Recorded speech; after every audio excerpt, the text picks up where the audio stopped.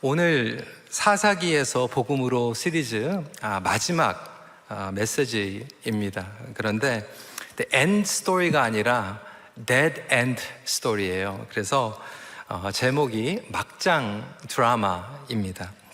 제가 일정이 좀 타이트하기 때문에 미리 한국에 나가기 전에 설교 제목하고 아웃라인을 잡고 이제 그러고 준비를 했는데 지난주에 한국에 있는 동안 정말 이 막장이라고 하는 내용으로 기사와 뉴스가 정말 많이 나왔어요. 그래서 제가 미리 이렇게 말씀드리는 거예요. 한국 가가지고 생각이 난 게 아니라 미리 이렇게 결정을 했는데 시기가 참 적절하다고 생각이 됩니다.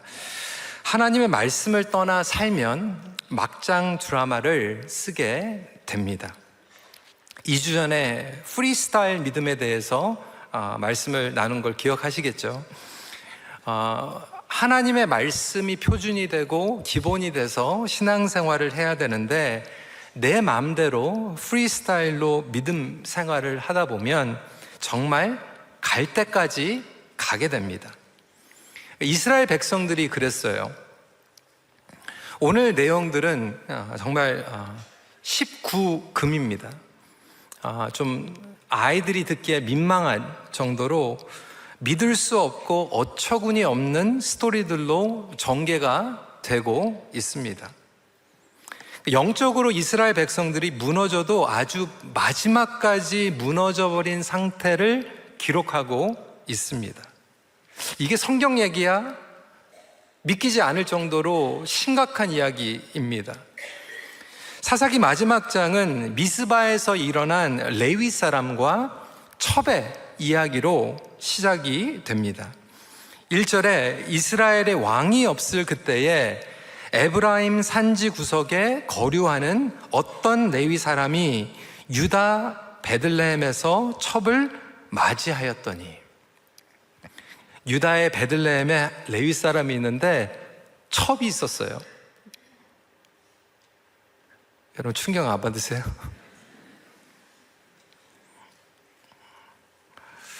여기서부터 이상한 방향으로 나가는 거 아닙니까? 근데 또 그 첩이 어페어를 해가지고 행음을 하고 남편을 떠나가지고 친정으로 도망갑니다. 근데 이 레위인이 미련을 버리지 못하고 그녀를 찾아가게 되죠. 그래서 그 그녀의 아버지와 이야기를 하고 설득을 해가지고 다시 이 첩을 데리고 집으로 가는 길에 밤이 늦은 거예요. 그래서 밤이 찾아왔기 때문에 하룻밤 묵을 곳이 필요했습니다. 근데 마침 그들이 지나가고 있었던 지역은 베냐민 지파의 영역이었어요. 그러니까 적군이 있었던 영역이 아니고 같은 동족 베냐민 지파가 살고 있었던 영역이었고 그 중에 기브아 땅이라고 성경은 설명하고 있습니다. 근데 한 노인이 이들을 손님으로 맞이하게 되죠. 근데 그 당시에 유대인들의 풍속은 뭐냐면 손님이 오면 이것은 하나님께서 보내신 천사예요. 그래서 하나님께서 보내신 천사를 잘 대접하면 온 가족이 그리고 그 다음 세대까지 복을 받습니다. 그러다 보니까 정말로 목숨과 같이 여기고 이들을 대접하게 되었던 것이죠. 근데 대접을 하는 것은 좋았는데 그 동네에 살고 있는 불량배들이 찾아옵니다. 22절이에요. 그들이 마음을 즐겁게 할 때에 그 성읍의 불량배들이 그 집을 애워싸고 문을 두들기며 집 주인 노인에게 말하여 이르되 내 집에 들어온 사람을 끌어내라, 우리가 그와 관계하리라 라고 이야기하고 있어요. 그러니까 여기에서 불량배들이 여자하고 관계를 맺는다는 게 아니라 레위 남자하고 관계를 맺겠다는 거예요. 그러니까 뭐 교제하겠다라고 하는 내용이 아니에요. 성관계를 하겠다는 거예요. 동성관계를 맺겠다라고 이야기하고 있는 거죠. 사실 창세기부터 동성의 관계가 있었어요. 기록을 하고 있어요. 창세기 19장 말씀을 보면 소돔 사람들이 롯의 집에, 아브라함의 조카였던 롯의 집에 천사가 왔을 때 소돔에 있었던 남자들이 그 천사들을 강간하려고 했습니다. 이 소돔이라고 하는 뜻 자체가 서름이 남색이라고 하는 영어 단어예요. 그리고 서러마이트가 남색하는 사람을 설명할 때 이렇게 설명을 하고 있습니다. 그러니까 창세기 때부터 이미 이런 일들이 일어나게 되었던 것이죠. 그래서 이 레위인을 동성으로 강간하려고 했었던 이 불량배들을 노인이 일단은 스탑을 시키면서 타협을 합니다. 설득을 하는 거예요. 근데 이것도 참 말이 안 돼요. 이 레위인은 하나님께서 보내신 천사니까 자기에게, 이 노인에게 처녀딸이 있다는 거예요. 그리고 이 레위인에게도 첩이 있으니까 대신 그 여자들을 범하라고 내어줍니다. 여러분, 이게 말이 됩니까? 정말로 말도 안 되는 막장 드라마가 성경에 기록되어 있습니다. 24절이에요. 보라, 여기 내 처녀딸과 이 사람의 첩이 있은즉 내가 그들을 끌어내리니 너희가 그들을 욕보이든지 너희 눈에 좋은 대로 행하되 오직 이 사람에게는 이런 망령된 일을 행하지 말라 하나. 그래서 딸과 첩을 내어주니까 밤새도록 이 불량배들이 그 여인들을 범하고 맙니다. 근데 이 말씀을 쭉 읽다가 참 더 기가 막힌 게 이 레위 사람이요, 또 잠이 와요. 잠을 자요. 그리고 그 다음날 일어나가지고 자 갑시다 이러는 거예요. 그런데 기척이 없어요. 그리고 보니까 그 첩이 목숨을 잃어버린 거예요. 이 레위 사람이 너무 화가 났어요. 아니, 밤새 자기 첩을 그리고 이 노인의 딸을 이 불량배들이 범하는데 그때는 화가 안 나다가 갑자기 열받아가지고 화가 나고 이 사실을 너무나도 억울해가지고 알리기 위해서 칼로 그 시체를 12도막을 내가지고 이스라엘 모든 지파들에게 보내버리는 거예요. 제가 이미 경고했죠. 19금이라고. 여러분들은 이 사태를 어떻게 받아들입니까? 성경에 이토록 이 기가 막힐 노릇이 어떻게 기록되어 있을까 하지만 사실 저와 여러분들이 살아가고 있는 이 세상에도 이런 일들이 지금 일어나고 있어요. 우리 가정에서, 우리 민족에게, 교회에서 이런 일들이 얼마나 많이 일어나고 있는지 몰라요. 쉬쉬하고 있는 것 뿐이지. 덮어버리고 있기 때문에 그렇지. 오늘 말씀을 통해서 몇 가지, 그러면 우리는 어떻게 이 기가 막힌 이 드라마를, 이 이야기를 소화해야 될까? 어떻게 받아들여야 될까에 대한 메시지입니다. 첫 번째로, 하나님의 자녀가 빛을 잃을 때 막장이 됩니다. 여러분, 이들의 결정과 행동에는요, 마치 하나님께서 안 계신 것만 같이 여겨져요. 하나님은 어디 계시는가? 너무나도 어둡지 않습니까? 그런데 처음부터 끝까지 하나님 없이 모든 일들을 진행시켜 나갑니다. 마지막까지 이들이 기도하지 않아요. 하나님 어떻게 하면 좋습니까? 어떻게 수습하면 좋겠습니까? 어떻게 반응해야 됩니까? 이런 질문이 없어요. 그러면서 우리는 불량배들에게 탓을 돌립니다. 나쁜 사람들이라고, 그들이 불법자들이라고, 악한 자들이라고 책임을 돌립니다. 그리고 그들을 죽이면 끝난다고 생각해요. 그들만 없으면 이런 일이 없을 거라고 이야기합니다. 하지만 여러분, 왜 이렇게 어처구니 없는 일들이 세상과 사회와 저와 여러분들의 가정에서 일어날까요? 여러분, 말씀을 보면요, 레위인부터 잘못 살아가고 있어요. 하나님께서 레위인을 지파마다 이렇게 보내신 것은 그곳에서 하나님의 빛을 발하라는 거예요. 어두운 세상에서 하나님의 사람같이 살아가라는 거예요. 그런데 레위인이 빛을 발하지 못하니까 어두운 가운데에서 막장 드라마를 쓰게 되는 거죠. 그들이 함께 지파들과 족속들과 살아가면서 빛을 발하고 정말로 하나님을 추구하고 지향해야 될 삶의 방향을 보여줘야 되는데 그렇지 못하고 있는 거예요. 세상은 어둡습니다. 그 빛을 하나님께서는 믿는 자들, 하나님을 경외하는 자들을 통해서 비추길 원하세요. 여러분들이 레위인들이에요. 여러분들이 가정에서, 어두운 직장에서, 이 어두운 세상 가운데에서 빛을 발해야 되는데, 저와 여러분들이 빛을 발하지 못하고 있기 때문에 세상은 더 이렇게 어두워지고 있는 것은 아닐까요?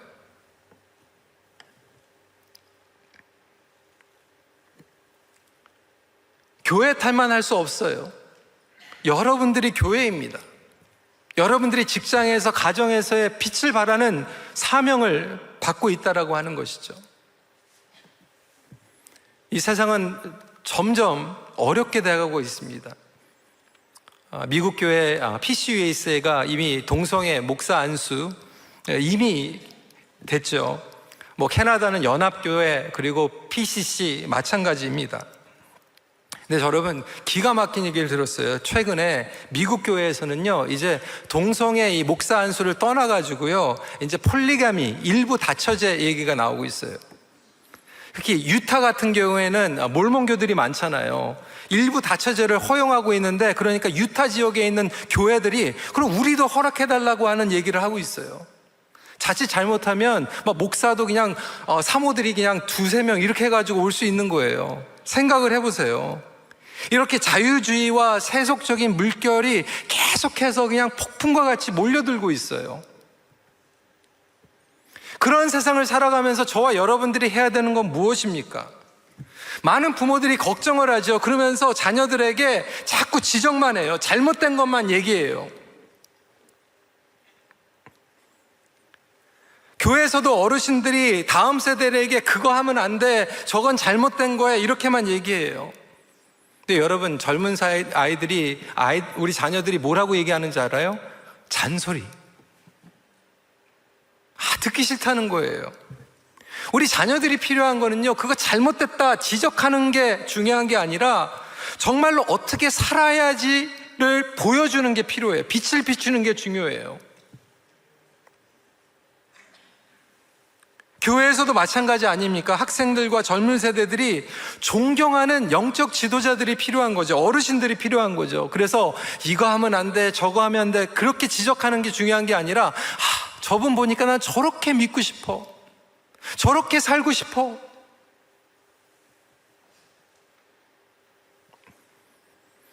근데 여러분, 이 말씀을 보면요, 이스라엘 백성들이 이 12토막을 받은 이 시체를 받고요, 대처하는 반응도 완전히 마찬가지로 막장 드라마예요.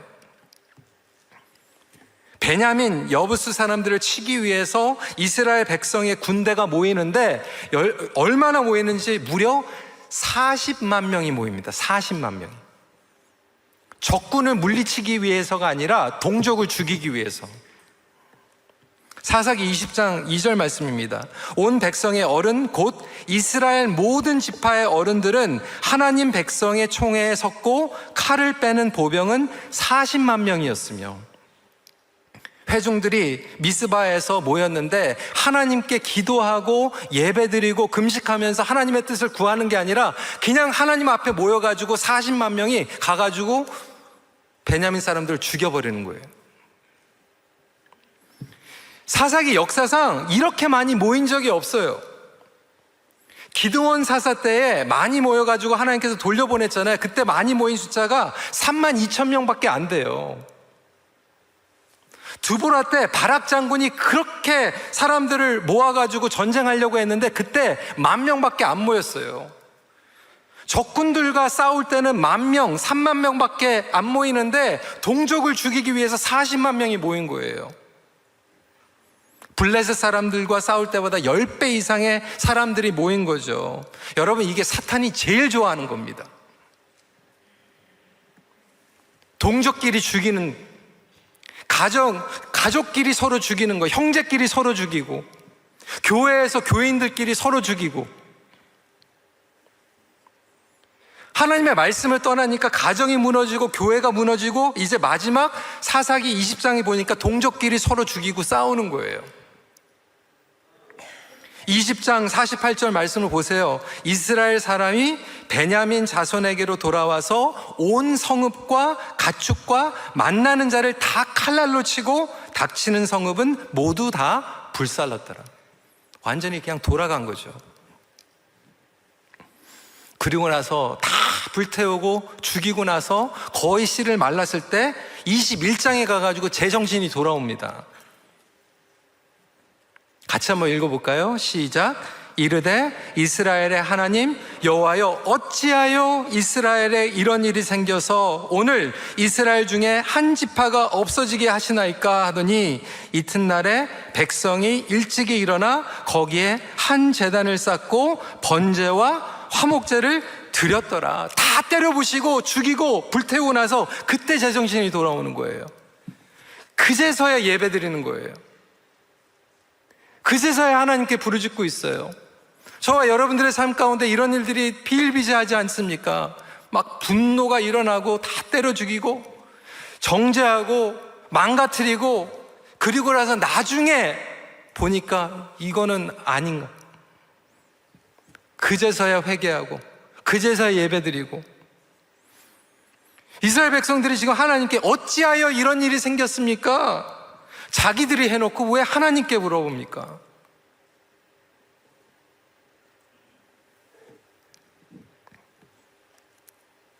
여러분, 이 일이 결국 이야기하면 하나님의 자녀들이 빛을 발해야 되는데, 아까도 말씀드렸지만 이 일이 전개될 때마다 한 번도 기도하지 않았어요.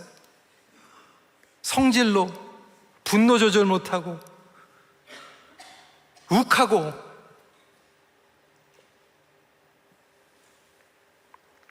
혹시 저와 여러분들의 삶 가운데에서도 이런 일들이 일어나고 있지는 않습니까? 내 마음대로 막장 드라마를 쓰고 있지는 않습니까?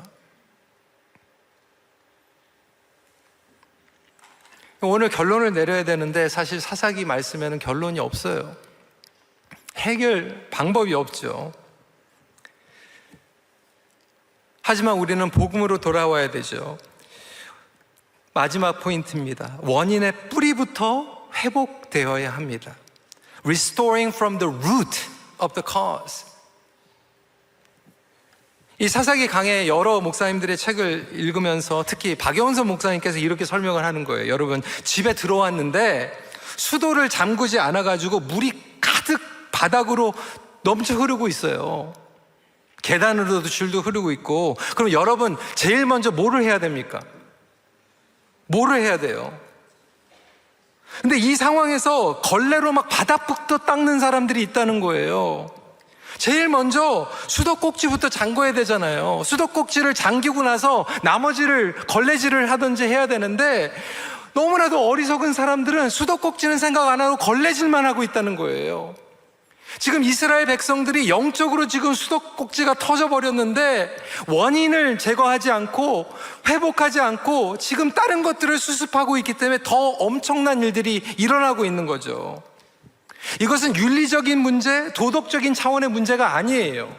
물론 예수 믿는 사람들이 도덕적으로도 윤리적으로 잘 살아야 되지만 여러분, 저와 여러분들이 도덕적으로 구원받는 건 아니에요.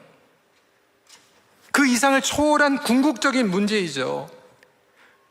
기본적으로는 영적으로 지금 하나님과의 관계, 말씀과의 관계가 완전히 무너져 버렸기 때문이에요. 여러분들의 삶 가운데에서도 하나님과의 관계가 무너져 있는데 걸레질만 하고 있다고 가지고 되는 게 아니거든요.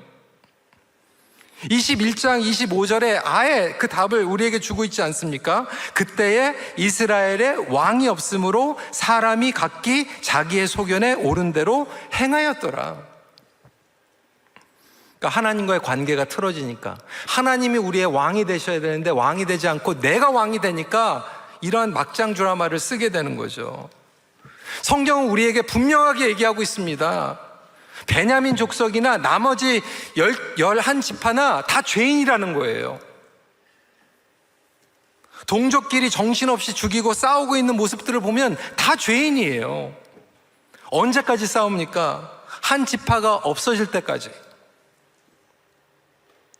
오늘날 우리가 경험하고 있는 분열, 전쟁, 지금 저와 여러분들의 현실이에요. 지금 서로 죽이려고, 죽여버리고 싶을 정도로 미워하잖아요. 미국과 캐나다가 최고의 우방국가라고 했는데 지금 싸우고 있어요. 우리 대한민국도 마찬가지예요. 서로 죽이려고 싸우고 있어요. 예수 믿는 사람들까지도 싸우고 있습니다. 여러분, 저와 여러분들이 정말 말씀을 통해서 분별할 줄 알아야 돼요.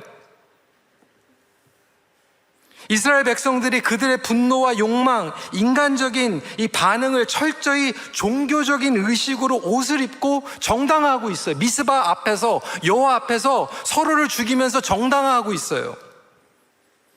세상에서 싸우고 있는 그 모습들이 똑같아요. 지난 주일 여러분들께서 기도해 주셔서 제가 수원에 있는 교회에서 집회를 했습니다. 주일날, 월요일날. 근데 마침 20분 거리밖에 안 돼 있는 수원의 대표적인 교회, 많은 분들이 이제 그 교회가 모교회인데 거기 입당 예배가 있었어요. 저도 담임 목사님을 개인적으로 잘 알기 때문에 어떻게 날짜가 그렇게 맞았는지 입당 예배 저녁에 참석을 했습니다. 근데 워낙 한국에 대표하는 교회이고 영향력이 있다 보니까 입당 축하 예배에 정말 많은 사람들이 왔는데 특히 정치인들이 많이 왔어요. 전 국회의장, 현 국회의원들, 도지사 정말 많이 왔더라고요. 빨간 당도 있고 파란 당도 있고. 예배 드리는데 은혜스럽죠. 아멘. 하나님께 영광 돌리고 찬양하는데 다 예배 드리더라고요. 근데 예배 끝나면 싸워. 교회도 마찬가지 아닙니까? 한국에 나가니까 요즘 그렇게 얘기하더라고. 목사님, 기독교인하고 불교인하고는 같이 살 수 있는데 정당이 다르면 절대로 못 산대요. 어떻게 우리 신앙이 그렇게 돼버렸습니까? 서로의 다른 의견 때문에 대화가 안 되고 얼굴 붉히고 갈라지고 원수가 되고, 그러면서 우리는 막 기독교인 교회 탓만 해요. 여러분 가정에서도 이런 일들이 일어나고 있지 않습니까? 검은 머리가 팥불이 될 때까지 평생 용서하고 화해하고 같이 산다고 그래놓고 서로 지금 못 죽여가지고 안달이잖아요. 부부끼리도 용서하지 못하고 결혼도 회복되지 못하는데 무슨 교회 안에서 화해가 일어나겠습니까? 믿는 부부들이 성령 안에서 회복이 안 된다면 어떻게 이 세상에 희망이 있겠습니까? 사사기 말씀은 우리에게 분명하게 얘기하고 있는 거예요. 이렇듯 모든 인간은 죄인이다. 우리는 스스로 벗어나올 수 없는 깊은 죄의 수렁과 죄의 사이클 가운데 있다. 반복되는 사이클 가운데에서 있는데 저와 여러분들이 살려주세요 그리고 우리 힘으로 수용쳐 나오면 그건 구원이 아니라는 거예요.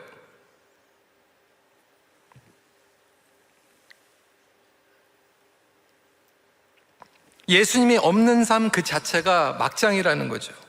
그래서 우리는 그것을 인정하고 회개해야 됩니다. 긍휼을 구해야 됩니다. 하나님 살려주세요.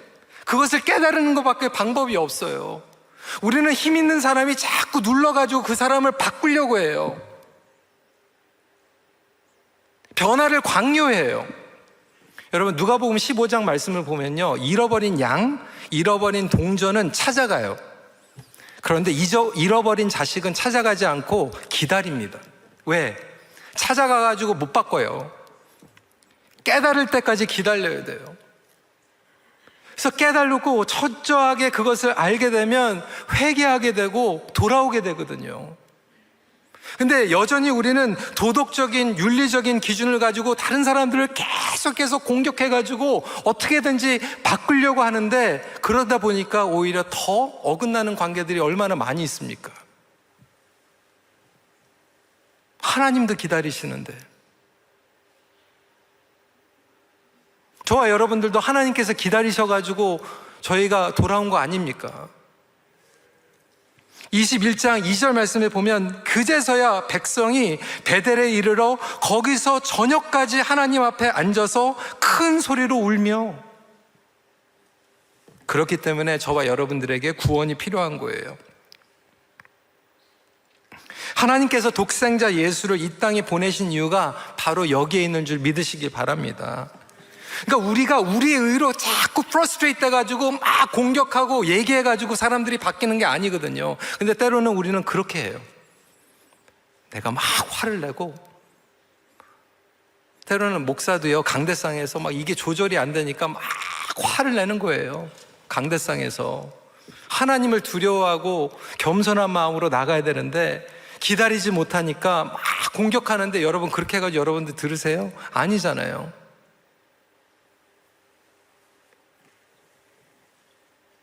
예수님께서는 이 땅에 오셔서 우리의 영원하신 사사, 완벽한 사사가 되신 줄 믿으시기 바랍니다. 그래서 주님께서 우리의 주인이 될 때, 그러니까 내가 죽고 예수님이 살아야지만 해결책이 있어요. 다른 사람들을 내가 힘으로 눌러가지고 바꾸는 게 아니라 내가 죽어야 된다는 거예요. 그래서 먼저 내 안에 예수님께서 왕이 되실 때, 예수님께서 사사가 되실 때, 오늘 결론은 간단합니다.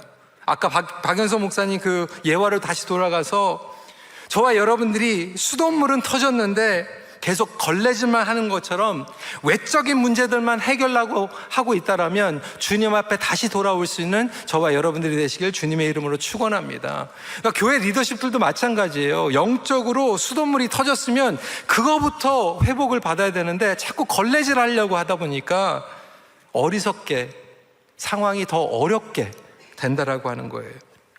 영적으로 회복을 받고 주님께서 우리의 사사가 되시고 왕이 되시는 삶, 그러한 가정, 그런 여러분들의 관계가 되시기를 주님의 이름으로 축원합니다. 말씀을 마칩니다. 막장의 수렁에서 건질 수 있는 분은 오직 예수 그리스도이십니다.